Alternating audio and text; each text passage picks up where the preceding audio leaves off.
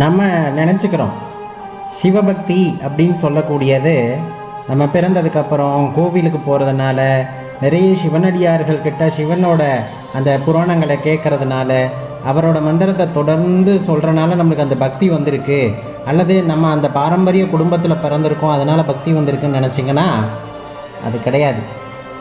சிவபக்தனா ஒருத்தர் அவர் அவதரிக்கணும் அப்படின்னா அந்த கரு உண்டாகும் போதே அதற்கான விதியும் நிர்ணயிக்கப்படுகிறது.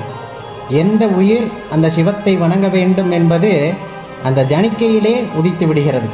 அதன் பிறகு சரியான காலகட்டம் வரும்போது அந்நிலையை அவர்கள் அடைந்தவுடன் அவர்கள் மனதிற்குள் பூரணமான அந்த சிவபக்தி வந்துடும். அது 5 வயசு, 10 வயசு, 15 வயசு அந்த சிவத்தை வணங்க வேண்டும் என்பது அந்த ஜனிக்கையிலே உதித்து விடுகிறது.